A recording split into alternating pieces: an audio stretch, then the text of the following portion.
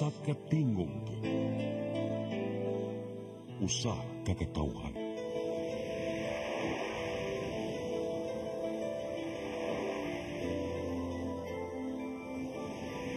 Cebu Catholic Television Network.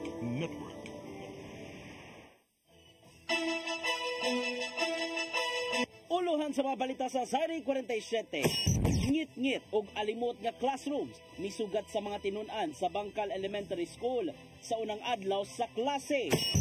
Human sa pipila ka buwan nga pagpaabot, Guba Community Hospital hingpit ng giablihan.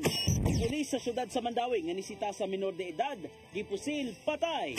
Kapulisan sa Central Visayas gipay mangnuan nga kanunay magbinantayon kumutubag og alarma. Sugbo, Kabisayan ug Mindanao, Pilipinas ug sa katawhan kutos maabot sa tong Sibya sa tibuok kalibutan mayong hapon. Live kita karon sa CCTN Channel 47 ug kini ang tulumanon sa nagunang kasayuran nga angay natong masayran. Sa nga ni Attorney Danica Caballes, ako si Dennis Tabar ug kini ang Sari 47.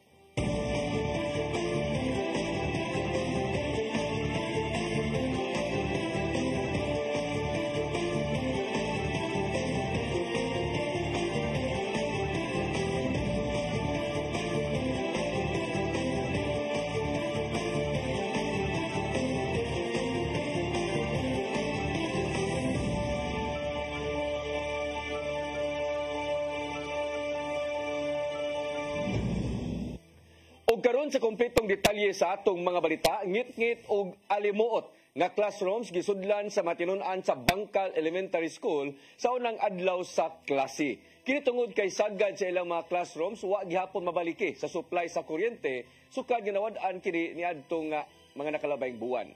Ang kasayuran ihatod ni Crystal Joy Filerca. Gamit ang ilang mga panyo, ID og notebook, iyahay og pamaypay ang mga tinunan sa Bangkal Elementary School sulod sa ilang mga classrooms. Ang uban, samtang wala pa nagsugod ang klase kaganihang udto, nagtambay usa sila sa gawas sa ilang mga classrooms. Kini tungod kay sa unang adlaw sa klase sa school year 2024-2025 karong adlaw, ngit-ngit og alimot ang mga classrooms na ilang gisudlan. Tungod kay human mawati og kuryente ni adtong buwan sa Pebrero, maiha pa lang ang mga classrooms nga nabalikan na og kuryente. Gani matod sa usa ka ginikanan nga sulod sa classroom, hubuon sa iyang anak nga grade 5 ang uniform tungod sa kaalimuot. Yang ako sa anak kay magsando lang pud kay alimuot lagi, reklamo. Ana rasad pud ma'am. Di lamang pud sila mo kuan nga ilhadyo pug sunpod ba. Sabot raman po sila niya. Sila nagpasabot lang po na mo mga ginikanan. Hinoon, gibutyag ni Evelyn Urungan, ang Principal 3 sa maong tunghaan, nagitugutan ng usa nila nga dili mag-uniform ang mga estudyante. Di sa sila pa uniform mo na namo kay nakita na ko dito karon nanuroy ni ban init kaayo nya singot kay mga bata.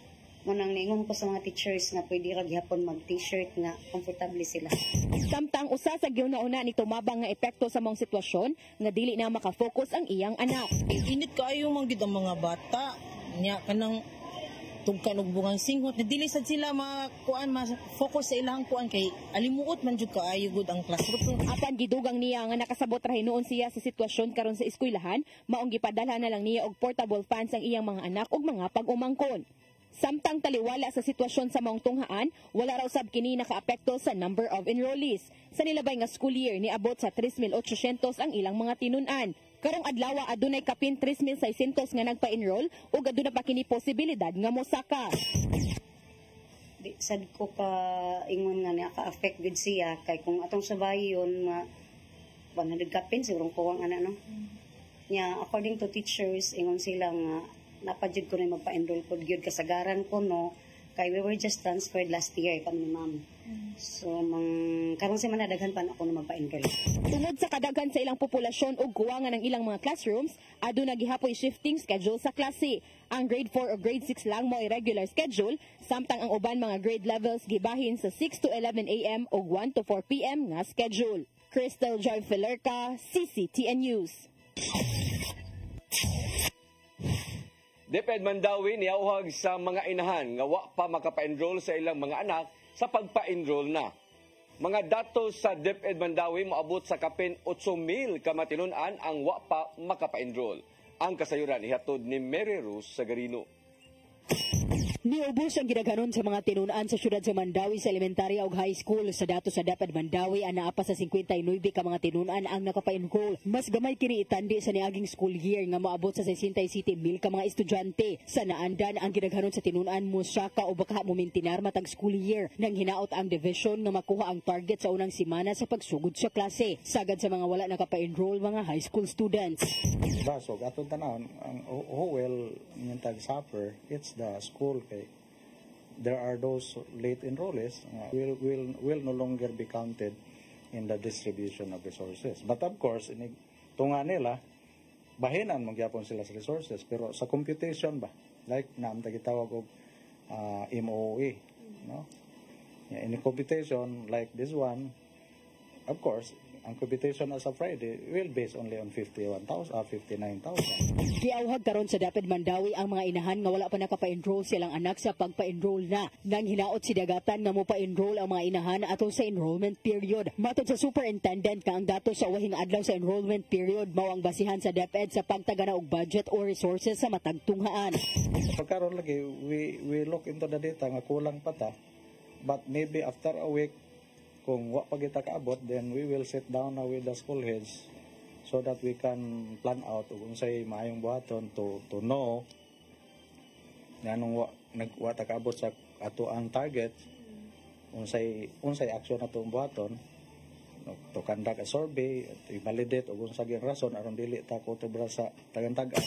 Natapos ang enrollment ni atong Biyernes apan gidawat pa ang moapas sa pagpa-enroll.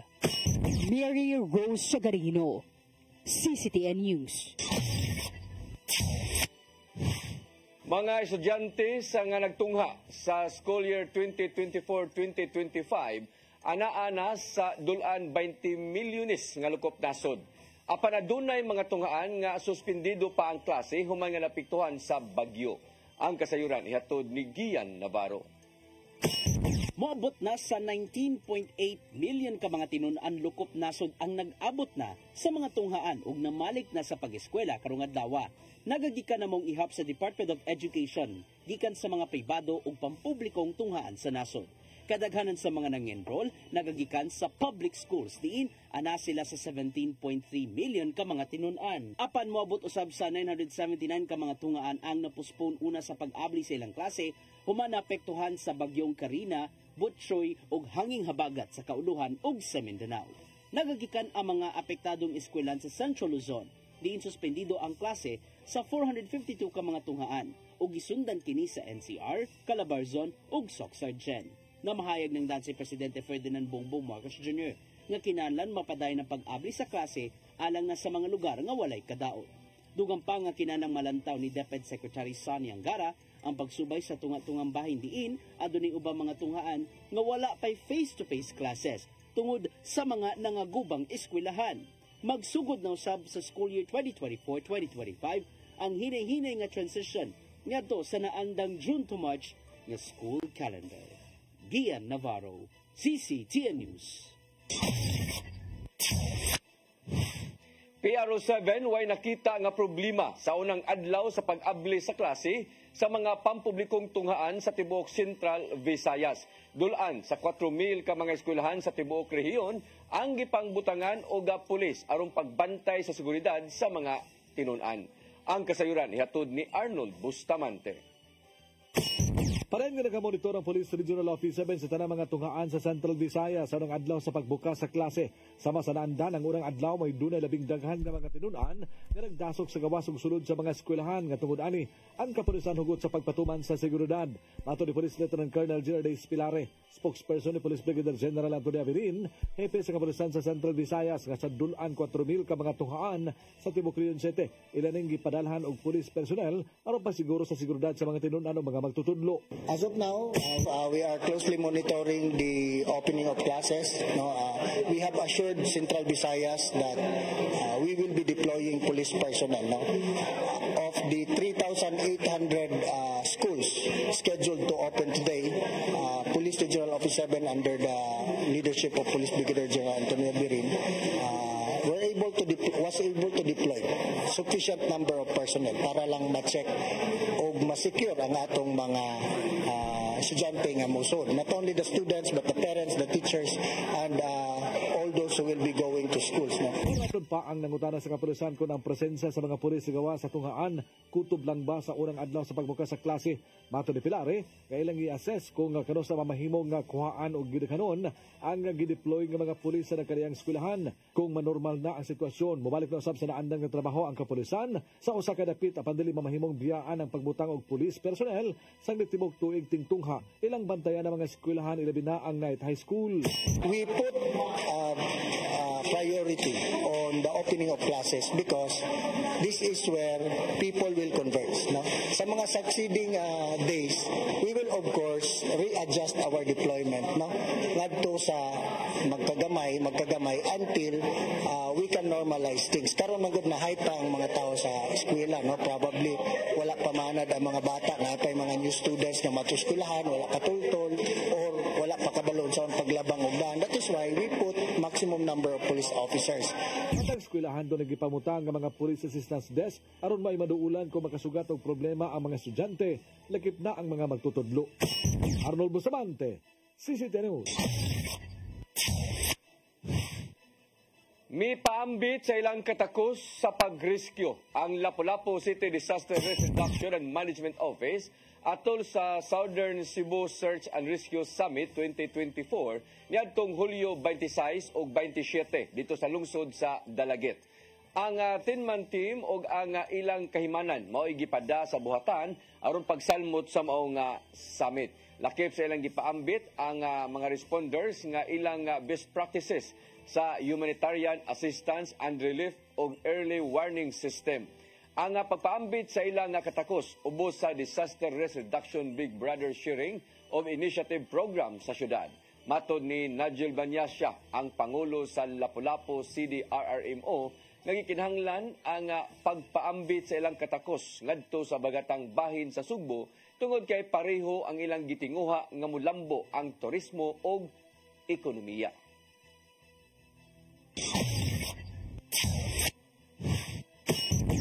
Mosunod, pulis sa syudad sa Mandawi nga misita sa menor de edad, gipusil patay. Kapulisan sa Central Visayas, gipaymangnuan nga kanunay magbinantayon kumutubag og alarma. Kanaw guban pa mga balita sa pagbalik sa Sayri 47.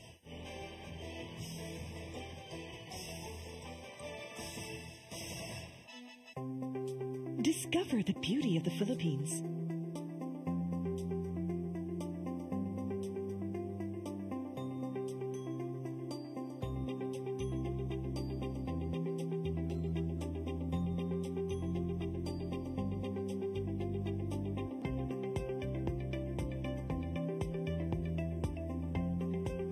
With Philippine Airlines, the country's flag carrier.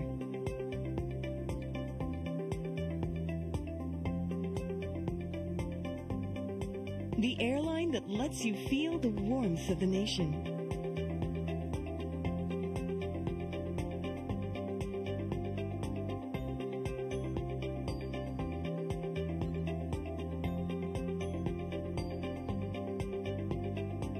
Mabuhay.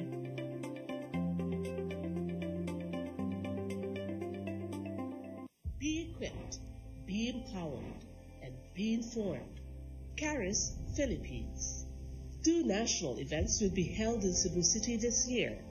First is the CARIS National Leaders Conference, a gathering of spiritual directors, diocesan coordinators, and all leaders of charismatic communities on July 27 and 28, 2024 at the IEC Convention Center. For this first ever gathering of CARIS Philippines leaders, Moses Catan and June Cruz will be joined by renowned CARIS international speakers Shane Bennett and Cyril John. The event will be hosted by Couples for Christ in Cebu with the theme, You Will Be My Witnesses, Acts chapter 1, verse 8. Registration is now open for the July 27 and 28 Leaders Conference. Come October 4, 5, and 6, another gathering will be held in Cebu City, the first National CARIS Conference, which is open to all charismatic communities, realities, and expressions. Hosted by the Brotherhood of Christian Businessmen and Professionals, the event will have interesting workshops and topics to help us grow in our various charismatic gifts and charisms. Watch out for more details about this event from our host BCBP in the coming days. Meantime, let's be ready to join these gatherings and pray for the outpouring of the current of grace in the Philippines.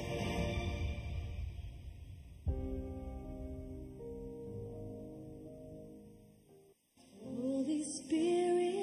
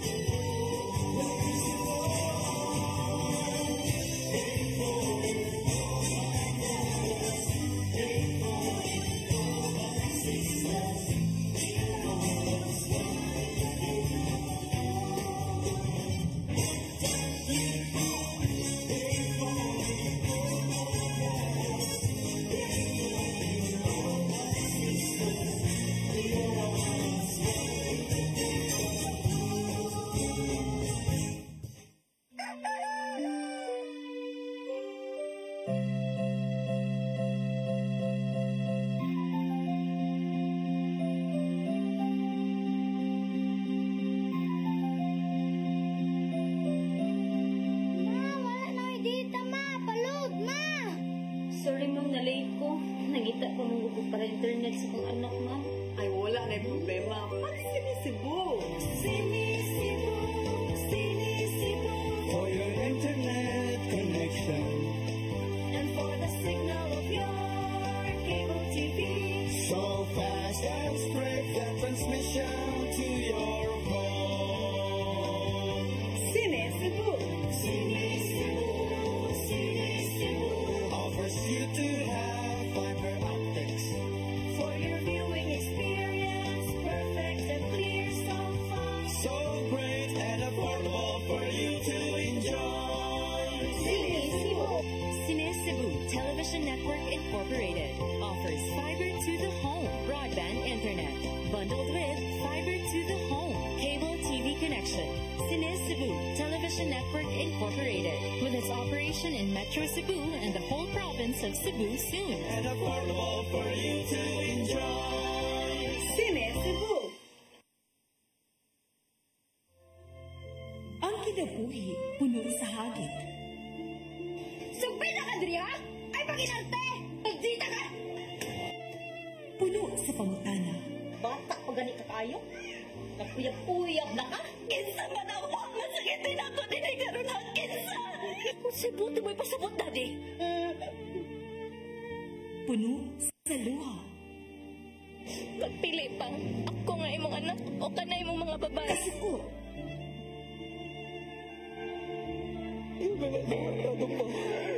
Alam itang kali, Papa. Apan bisan mangit-ngit pa ang imong kalibutan, aduna pa'y nagpahiping kahayag. Aduna ka pa'y kasumbungan. Mga laman, hanap na. Dear Tatay, Tunog na unlod na. Ngamong handong na. Wailain paagi aron masabtan nato ang Biblia. Kinahanglan nga doon na tayo relasyon kang Jesus. Hangtod sa layan natong panaguban, daghang salamat siya. Tunog na unlod na.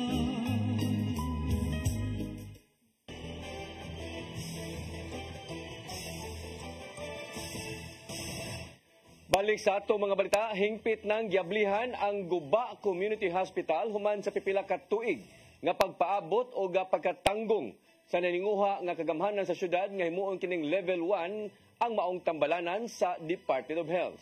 Ang kasayuran ihatod ni Crystal Joy Filerca. Human sa pipila ka tuig nga pagpaabot og pagkatanggong, giablihan sa mga kadagkuan sa kagamhanan ang Guba Community Hospital sa Barangay Guba, syudad sa Sugbo.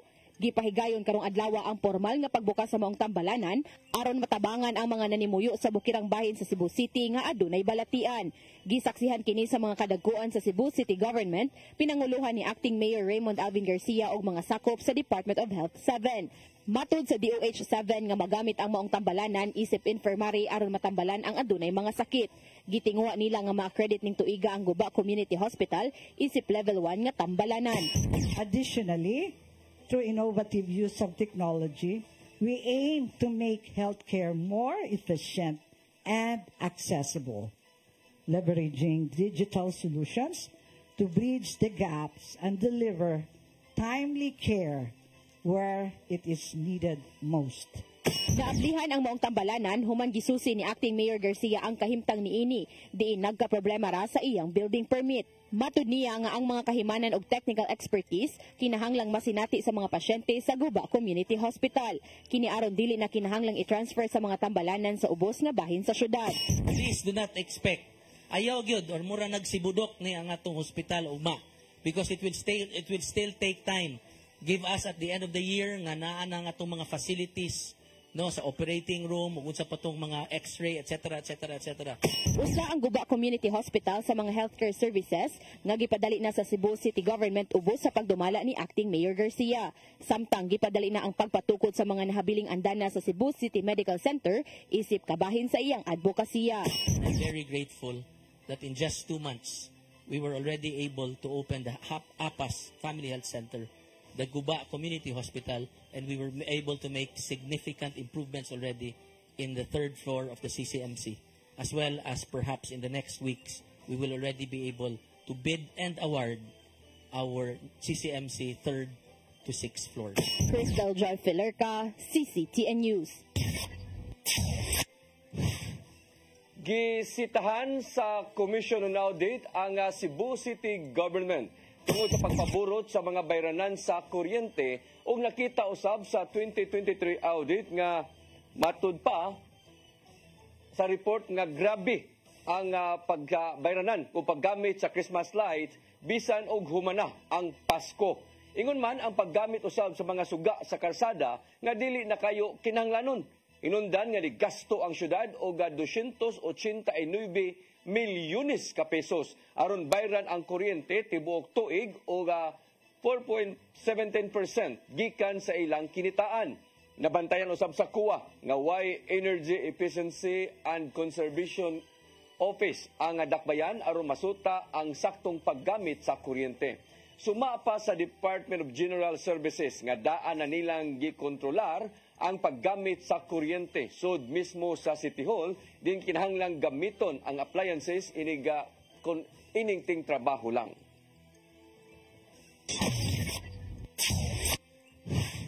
Gihulagway ni Vice Presidente Sara Duterte nga usa ka political harassment ang pagtangtang sa 75 ka mga pulis sa iyang security detail. Gisaway niya ang nahimong lakang ni PNP Chief Romel Marbil diin na girilibuhan sa maong ang maong mga niyang sakop sa kapulisan o gibalhin sa laing lugar. Matod sa iyang open letter kang Marbil nga naatlan ang pagtangtang sa iyang security detail human mihawa na siya sa iyang katungdanan sa Department of Education. Dugang usab niini nga ang paggawa sa giingong pulburonic video ni Presidente Bongbong Marcos Jr. atol sa rally sa grupong Maisog. Mao nga gihulagway sa Vice Presidente nga politika ang nagpasikad sa mao nga lakang. Arsobispo si Palma miyawhag sa mga Katoliko nga lantawon ang kalipay ug kaayo sa usa ka pamilya.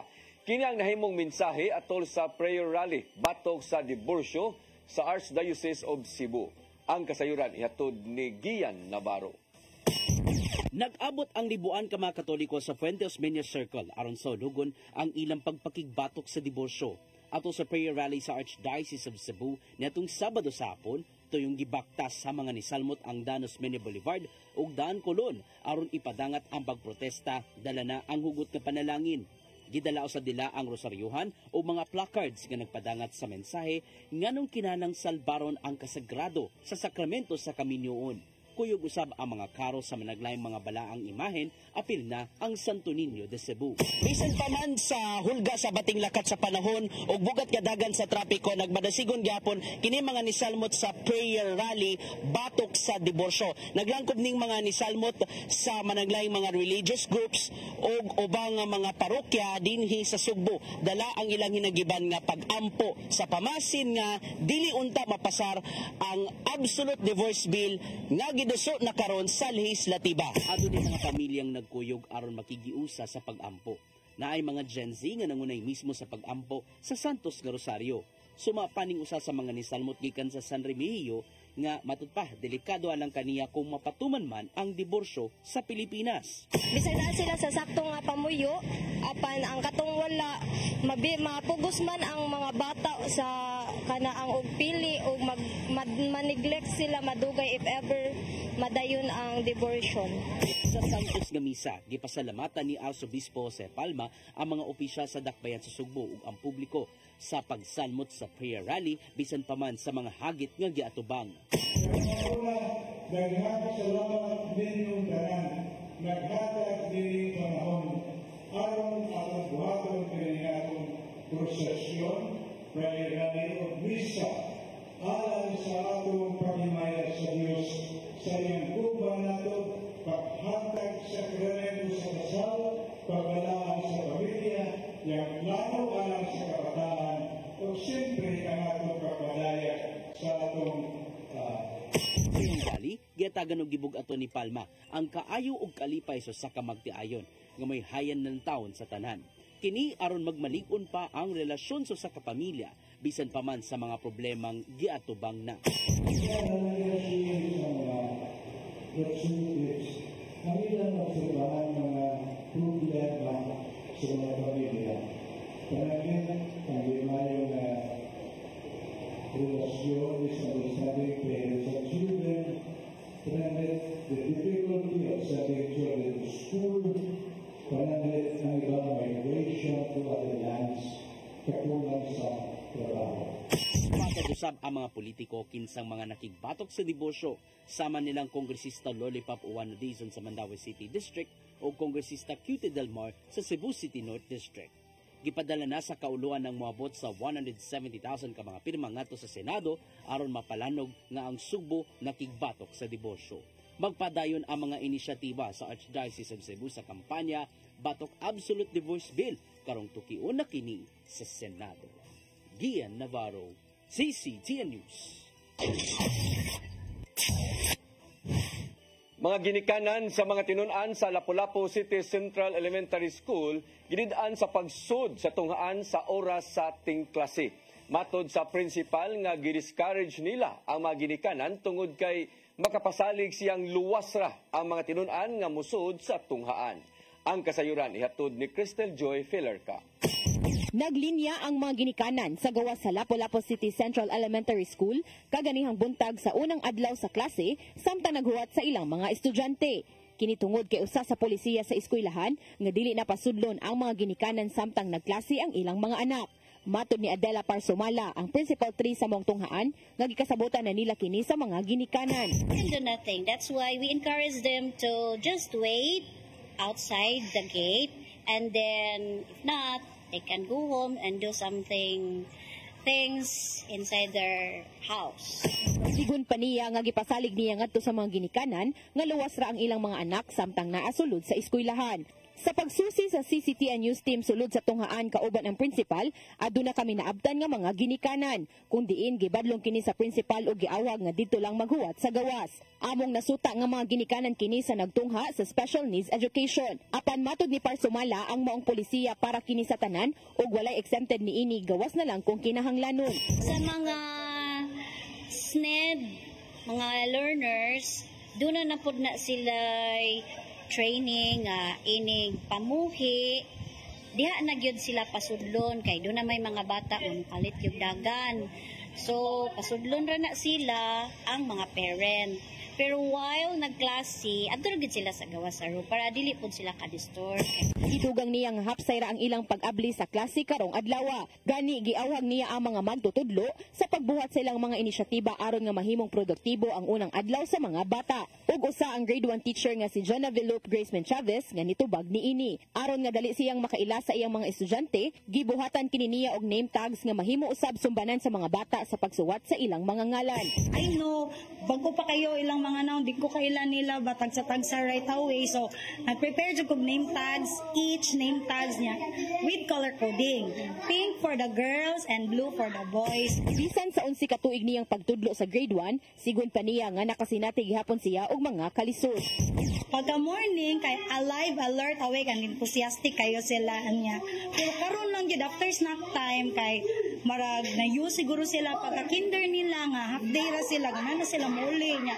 Some of them kay katulgo nagyud sila. Ang Lapu-Lapu City Central Elementary School adunay 2,400 ka mga tinun-an. Ug sigon ni Parsumala nga regular ang ilang mga schedule sa klase tungod kay igo ra ang ilang mga classroom sa populasyon sa mga tinun-an nga nagpa-enroll. Crystal Joy Filerca, CCTN News. Moabot sa 5,200 ka mga leader ang nanambong sa 11 National Charismatic Leaders Conference dinhi sa Sugbo. Usa sa mga gisgutan mo ang pagpahimo sa gasa gikan sa Ginoo aron isabwag ngadto sa uban.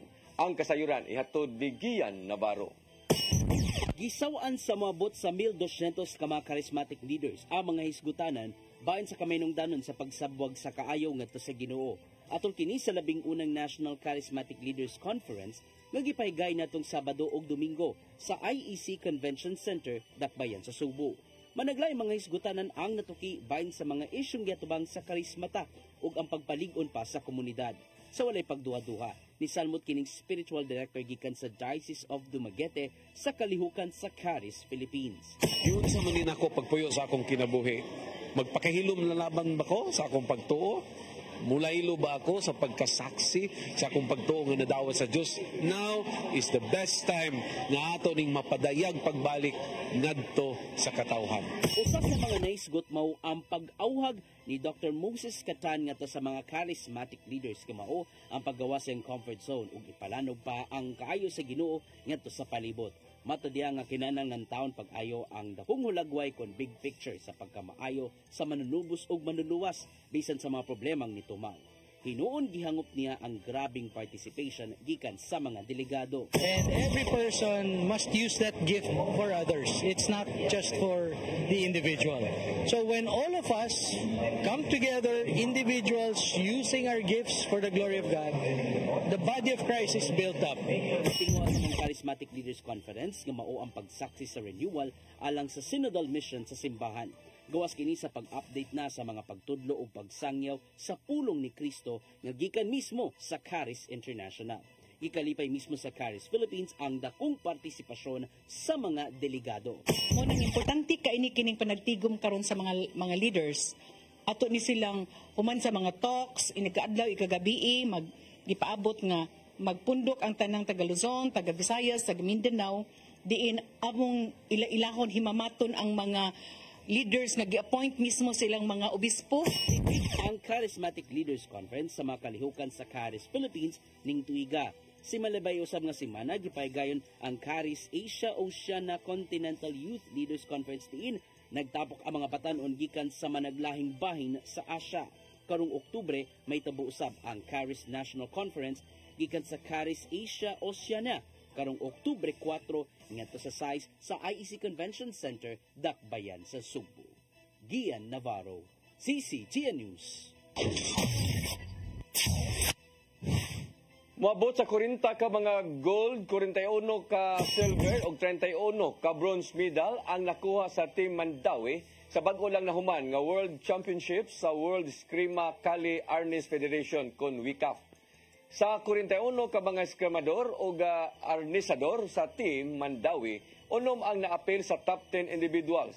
Ang kompetisyon gisalmutan sa 332 ka mga eskramador o arnisador gikan sa 15 ka mga nasod nga naglakip sa Pilipinas, China, USA, Australia, India, Germany ug uban pa. Ang panagsangka adunay nagkadaiyang kategorya depende sa edad ug klase sa gigamit nga hinagiban. Ang 17th WICAF Championship gipahigayon sa usa ka semana diha sa Mandawi City Cultural and Sports Complex nga nahuman ni adtong Sabado.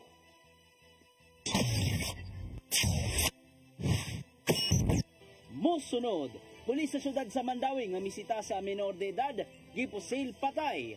Kapulisan sa Central Visayas gipahimangnuan nga kanunay magbinantayon kumutubag og alarma. Kana guban pa mga balita sa pagbalik sa Sayri 47.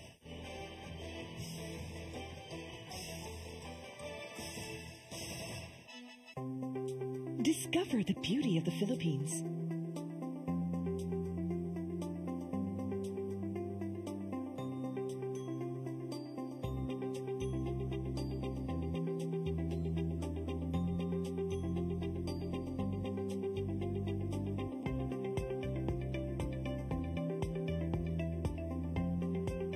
With Philippine Airlines, the country's flag carrier.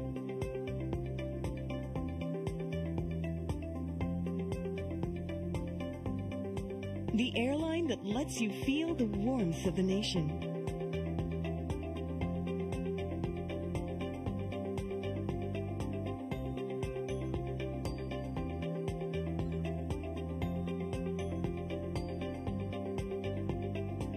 Mabuhay.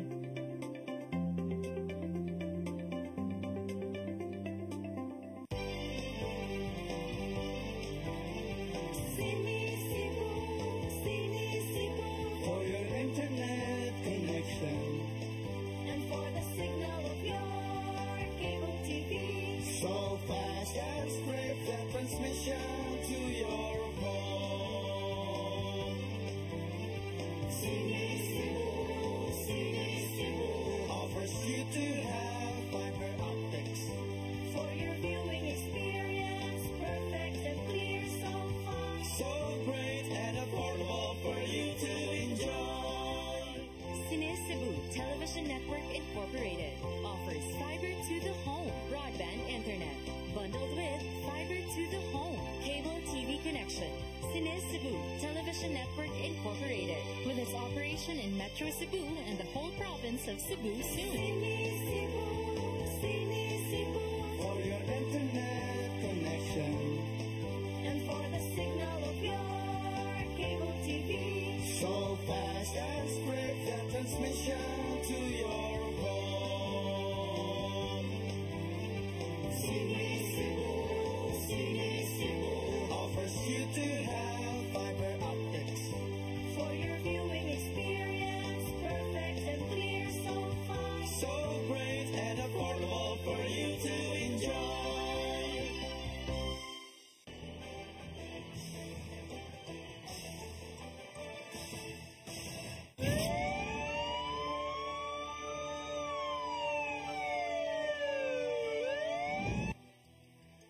Balik sa atong mga balita, patay ang usa ka pulis sa syudad sa Mandawi human gipusil sa minor de edad nga iyang gisita sa barangay Banilad niadtong Sabado sa kadlawon. Ang biktima mao si Police Staff Sergeant Orvin Seth Lim Felicio, 43 anyos nga tagalungsod sa Konsolasyon ug nadestino sa Station 5 sa Mandawi City Police Office. Sa investigasyon nasuta nga si Felicio padong mukuha sa iyang asawa diha sa Oak Ridge sa barangay Banilad. Sa diyang naagian sa pulis ang mga barangay tanod ug nagrubing ug nagpatuman sa kurpyo. Nakita niini ang usa sa mga batan-on nga midagan tungod niini iya kining gigukod aron i-turn over unta sa barangay tanod. Apan ni bunlot na hinuon og armas ang minor de edad ug dayog pusil kang Felicio tumong sa iyang ulo hinundan sa iyang hinanali nga kamatayon. PRO7 miduyog sa kausaban kung nakasub-anan sa pamilya sa usa ka pulis nga napusilan patay sa usa ka minor de edad nga sakop sa usa ka gang niadtong Sabado sa kadlawon. Kapulisan sa Central Visayas ni pahimangno nga kanunay nga magbantay kung mutubag og alarma. Ang kasayuran ihatod ni Arnold Bustamante. May pagawas karon ng komanduan ng Pangulo sa Kapulisan sa Central Visayas, Police Brigadier General Antonio Abirin sa tanan niyang mga police personnel atol sa gipatawag nga command conference nga kanunay nga magbantay sa panahon nga sila motubag og alarma. Kinaron dili na masubli pa ang natubog kang Police Staff Sergeant Orvin Seth Lim Felicio sakop sa Station 5 sa Mandawi City Police Office nga napusilan patay sa usa ka 16 anyos nga membro sa usa ka gang sa barangay Banilad sa siyudad sa Mandawi nitong Sabado sa kadlawon. Mato ni Police Lieutenant Colonel Jerry Espilare, spokesperson ni Abirin, nagipahimangnuan ang tanang police personnel nga mag-alerto sa kanunay dili lang panahon nga sila naka-duty likip na kung naka-off duty kini kuno galing motubag og alarma. This is a stern reminder or a very sad reminder for us in the PNP that our lives are always at risk. But our Regional Director, Police Brigadier General Antonio Abirin, in the command conference this morning, reminded everyone we should always keep our guards in all instances, not only when you are on duty, but when you are also off duty. Sa nagpatay ng Felicio, may padangat siyang pahasubo si General Abirin sa pamilya ug kabanay sa maong pulis. Gitakda nga bisita sa haya ang general aron mohatag siyang katapusan nga pagsaludo sa pulis nga namatay subay sa pagtubag siyang trabaho. Mohatag usab ang pulis sa Regional Office 7 og hinabang pinansyal sa asawa niini nga dunay gibilin nga duha ka anak. Yes, we will be providing all benefits due him, and we will of course make sure that his family will be taken care of. Iba sa kaanaw kasong murder ang minor de edad nga nadakpan sa mga pulis sa dakbayan sa Mandawi. Human limitahan siyang kaugalingon sa balay siyang magtutudlo sa barangay Banilad sa dakbayan Sugbo. Una na nga may angko ng maong suspitsado nga iyang naposilan si Felicio tungkol sa kahadlok kadakpon tungkol sa iyang pagdaladalag armas na tungtungura. Igo sa ulo ug bukto ng biktima nga pulis na hinungdan siyang hinanaling ang kamatayon gamit ang kalibre 38 nga pistola. Ang iya ang suspect or ang kapatay na dakpan na sad sa kapulisan unya mo file tag kaso karong adlaw for murder. Nahitabo kang Felicio mato ni Pilare makapahigmata kanila nga bisan usa ka minor de edad ang ilang gialarma dili angayan nga mo kumpiyansa tungod kay dili masayran kun unsa kadako ang hulga sa nang kinabuhi. Arnold Bustamante, CCTV. Mandawi City Police Office makigtigom sa mga fraternity o gang. Samtang syudad nagkitakdang muhatag og assistance sa pamilya sa namatay nga Police Staff Sergeant Orvin Seth Lim Felicio. Ang kasayuran ihatod ni Mary Rose Sagarino. Matod ni Police Lieutenant Colonel Joveth Villarin, ang Deputy City Director for Administration sa Mandawi City Police Office, na ipahigayon ang paragtigom aron hisgutan ang mga lakang magpabilin nga hapsay ug malinawon ang syudad. Gawas sa mga leader, gusto sab nila ilakip sa meeting ang mga fraternity o gang members. Okay, last month, upon the assumption of our City Director, ipatawag na ang mga kuwan.